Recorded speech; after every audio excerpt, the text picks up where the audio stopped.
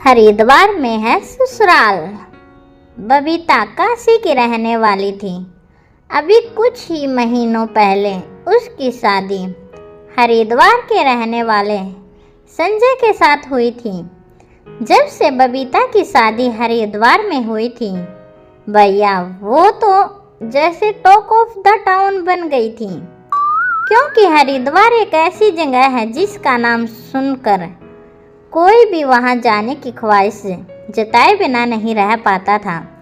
और बबीता इस सेलिब्रिटी वाली फील को खूब एंजॉय कर रही थी। लगभग हर रोज ही उसके पास किसी न किसी रिश्तेदार का फोन आ ही जाता था। अरे हाँ बुआ जी, मेरा ससुराल हरिद्वार में ही है। हाँ, गंगा जी तो समझ लो छत से ही दिखाई पड़ती है। अरे इतनी सुंदर जगह है कि क्या बताऊं। इतना अच्छा मौसम रहता है कि मज़ा ही आ जाता है। आप भी आओ ना हरिद्वार, घूमना भी हो जाएगा और मुझसे मिलना भी। अब ज़्यादा सोचिए मत, जल्दी से टिकट कटा लो यहाँ की। जल्दी आइए बुआ जी। अरे बेटा, होटल का खाना पानी मुझे सूट ना करता। बस इसलिए इच्छा होते हुए भी कभी कहीं तीर्थ नहीं जा पाती। लेकिन सच्ची जब से पता चला कि तेरी ससुराल हरिद्वार में है, सबसे ज़्यादा खुशी बेटा मुझे ही हुई है। अरे बुआ जी, आप बिल्कुल भी चिंता मत करिए। आपका जब मन करे, जब आप बेफिक्र होकर हरिद्वार आइए और जितने दिन आपका मन करे उतने दिन आराम से यहाँ रहकर मंदिरों के दर्शन करिए। खूब खुश रह बेटा, मेरी तो मन की मुराद पूरी हो गई।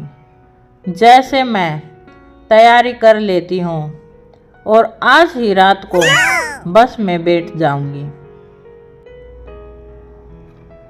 अगले दिन सुबह 4 बजे। संजय जी उठिए ना, देखिए 4 बज गए हैं। अरे तो 4 ही बजे हैं, इतना शोर क्यों मचा रही हो? बबीता, सुबह के 4 बजे हैं। मेरी बुआ जी बस स्टॉप पर पहुंच गई है। अब जाओ ना, जाकर मेरी बुआ को लेकर आओ ना। अरे यार, पिछले 2 महीने में यह चौथी बार है जब तुम्हारे कोई रिश्तेदार यहाँ आ रहे हैं। और अगर तुम्हारी बुआ आ भी रही है तो इतनी सुबह सुबह आना क्या जरूरी था? बस तो दिन में भी चलती है ना। इतनी सुबह नींद खराब कर दी तुमने मेरी। संजय जब बुआ जी को लेने के लिए बस स्टॉप पहुंचा तो उसने देखा कि बुआ जी वहां अकेली नहीं थी। बुआ जी के साथ उसका बेटा, बहू और पोता भी था। नमस्ते बुआ जी। नमस्ते बेटा, खुश रहो। अच्छा तुम यह बैग उठाकर गाड़ी में रखो, तब तक हम लोग अंदर बैठ जाते हैं। बुआ जी की बात सुनकर बेचारा संजय बड़े बड़े 3 बैग उठाकर गाड़ी की डिक्की में डालता है और बाकी सबको गाड़ी में बिठाकर घर पहुंच जाता है। बबीता, तुम तो कह रही थी कि तुम्हारी बुआ आने वाली है, लेकिन यहाँ तो बुआ का पूरा खानदान साथ में आया है। अरे कहने का मतलब क्या है आपका? कोई आ रहा है तो उसे आने से मना कर दूं क्या मैं? अरे मेरे कहने का वो मतलब नहीं है बबीता, लेकिन अचानक से 5-5 लोगों के रहने का इंतजाम करना मुश्किल हो जाता है ना। ऊपर से तुमने पहले से बताया भी नहीं कि तुम्हारे कोई रिश्तेदार यहाँ आने वाला है। मैं कुछ इंतजाम तो कर लेता। अगर आपको मेरे रिश्तेदारों से इतनी तकलीफ हो रही है ना, तो बता दो, मैं आगे से कभी किसी को यहाँ नहीं बुलाऊंगी जी। और बुआ जी को भी वापस भेज देती हूँ। भेज दूँ क्या? अरे यार, तुम बात का बतंगड़ क्यों बना लेती हो? जो मैं कहना चाह रहा हूँ वो तो तुम समझती नहीं हो। खैर छोड़ो, मेहमान आ गए हैं, अब उनके लिए चाय नाश्ते का इंतजाम करो। सबकी चाय के बाद। बबीता बेटा, बड़ी जोर की भूख लग रही है, तो ऐसा कर, बढ़िया से आलू के परांठे बना ले। क्या बुआ जी, अभी तो 5 भी नहीं बजे हैं। आप ऐसा करो कि आध 1 घंटा सो लीजिए ना, अभी तो नाश्ते का टाइम भी नहीं हुआ है। अरे बेटा, जब जागो तभी सवेरा, और जब सवेरा तभी नाश्ता। इसलिए तू ना अब नाश्ते की तैयारी में लग जा बेटा। जल्दी से भाई बबीता, जल्दी से भर पेट नाश्ता कराओ बुआ जी को। और हाँ, ऐसा करो, परांठे नहीं, आलू की गर्मा गर्म कचौड़ी सेक कर लाओ। 8-10 तो मैं ही चट कर दूंगा। यह तुमने बढ़िया आइडिया दिया बेटा, ठीक कह रहा है संजय। बबीता तू कचौड़ी ही बना ले। मेरा पोता भी ऐसी उंगलियां चाट चाट कर कचौड़ी खाता है कि क्या बताऊं। अच्छा ऐसा करना, 15-20 कचौड़ी फालतू सेक लेना बेटा। जब नहा धोकर हम लोग घूमने जाएंगे ना, तो बाहर काम आ जाएंगी। और भाई जब अपना घर है यहाँ, तो बाहर का खाना क्यों खाना। ठीक कहा ना जी? जी बुआ जी, बिल्कुल ठीक कहा। बबीता और उसकी जेठानी रसोई में जाते हैं और सभी के लिए कचौड़ियाँ बनाने लगते हैं। अरे बबीता, 5 किलो आलू की कचौड़ियाँ चटक गई है तुम्हारी बुआ जी और उसकी फैमिली। मेरी तो कचौड़ियाँ बनाते बनाते कमर टेढ़ी हो गई है।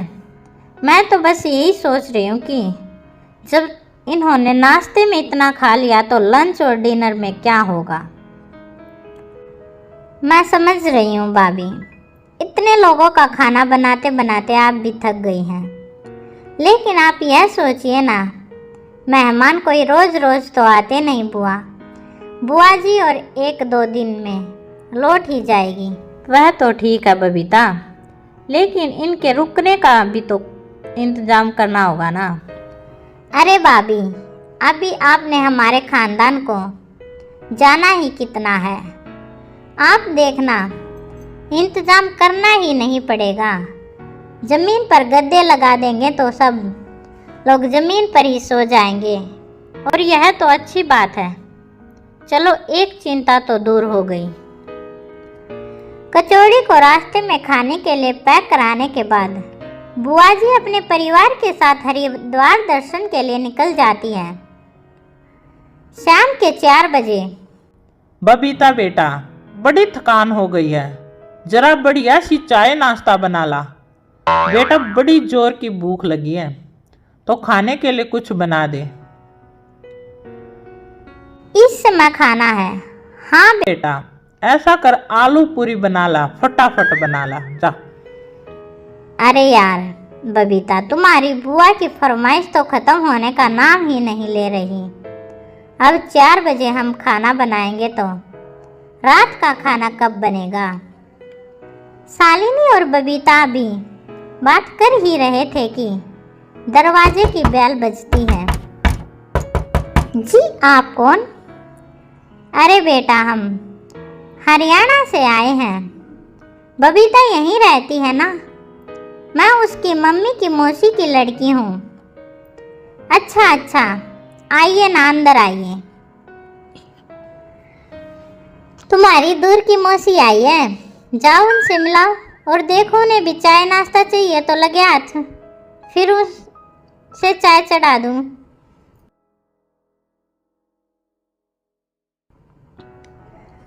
लगता है मेरे आ जाओ हरिद्वार घूम जाओ वाले वाक्य को कुछ ज़्यादा ही सीरियस ले लिया सबने। अरे यार, अभी तो बुआ जी गई भी नहीं कि मौसी आ गई। बेचारी बबीता अपना सर धुन कर हॉल में पहुंचती है और देखती है कि मौसी और बुआ बैठी सास से बातें कर रही हैं। बहन जी, पहले तो हमारे यहाँ ना बेटी के घर का पानी भी नहीं पीते थे। लेकिन आजकल उन पुरानी परंपराओं को निभाना बड़ा मुश्किल हो गया है। इसलिए अब हम लोग ना बेटियों के घर जाकर खा पी तो लेते हैं, लेकिन लौटते समय उन्हें पैसे देकर जाते हैं ताकि हमारे ऊपर कोई भार ना चढ़े। क्या बुआ जी पैसे देकर जाने वाली हैं? खैर कहीं होटल में रहती तब भी तो उन्हें खर्च करना ही पड़ता। वही पैसे मुझे देकर जाएगी तो उसमें इसका कोई नुकसान भी तो नहीं है। बुआ जी और मौसी जी जो पैसे देकर जाएंगी उसमें से आधे पैसे मैं भाभी जी को दे दूंगी। आखिर उन्होंने भी तो सबकी सेवा करने में कोई कसर नहीं छोड़ी है। बेचारी एक टांग पर खड़े होकर काम में लगी हुई है। रात को सबके खाना खाने के बाद बेटा देखिए, फोल्डिंग बेड पर तो मुझसे सोया नहीं जाता। मैं और तेरी मौसी तो तेरे कमरे में सो जाते हैं, और मेरे राजू की भी तो कमर में दर्द रहता है, वो भी बेटा नीचे नहीं लेट पाएगा। अच्छा, अपने फैमिली के साथ शालिनी के कमरे में सो जाएगा। 1-2 दिन की बात है, तुम लोग एडजस्ट कर लेना बेटा जी। बबीता और शालिनी दोनों के कमरों पर बुआ जी के परिवार ने कब्जा कर लिया था। बेचारी बबीता और शालिनी अपने पति के साथ चादर लेकर हॉल में आ गई थी। क्या कह रही थी बबीता? तो नीचे बिस्तर लगा देंगे, सब लोग उसी पे एडजस्ट कर लेंगे। हो गया एडजस्ट, अब हमें ही अपने घर में एडजस्ट करना पड़ रहा है। आप चिंता मत करो ना भाभी, 2 दिन हो गए हैं, मुझे लगता कल तक तो बुआ जी वापस चली ही जाएंगी। मौसी और बुआ को तो जैसे पिकनिक स्पॉट मिल गया था। रोज सुबह वह ठूस ठूस कर नाश्ता करने के बाद 8-10 परांठे पैक करवा कर घूमने के लिए निकल जाते हैं, और फिर वापस आकर एक बार फिर जमकर दावत उड़ाते हैं। 1 सप्ताह बीत गया था, लेकिन ना तो बुआ बबीता के घर से हिलने का नाम ले रही थी और ना ही मौसी। खाना बनाते बनाते बबीता और शालिनी की हालत एकदम पस्त से पस्तर हो गई थी। संजय जी, अब तो मेरी हिम्मत जवाब दे गई है। बहुत हो गई रिश्तेदारी, अब कैसे भी करके इन्हें यहाँ से वापस भेजो ना। अच्छा, बलाई लेने के लिए तो सबको अपने घर बुलाओ तुम, और वापस मैं भेज दूं, ताकि यही समझे कि उसके यहाँ आने से मुझे समस्या है।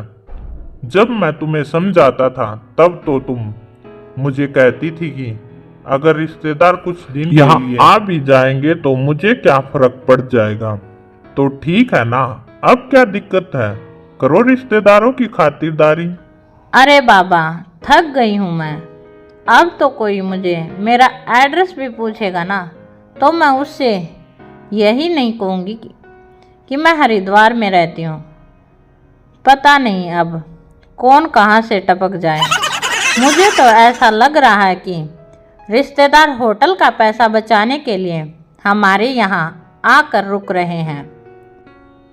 चलो, देर से ही सही तुम्हारी आंखें तो खुली। अच्छा ठीक है, मैं तुम्हें आइडिया बताता हूँ क्या करना है। संजय बबीता के कान में कुछ समझाता है। कुछ देर बाद, बुआ जी, मौसी जी, चाहती तो मैं यही थी कि आप लोग अभी कुछ दिन और यहाँ रुके, लेकिन मुझे ना आज ही संजय के गांव के लिए निकलना होगा। गांव में इनकी काकी की तबीयत ठीक नहीं है। कोई बात नहीं बेटा, तू अपना मन छोटा मत करना, हम फिर आ जाएंगे। अभी तेरा गांव जाना ज़्यादा ज़रूरी है।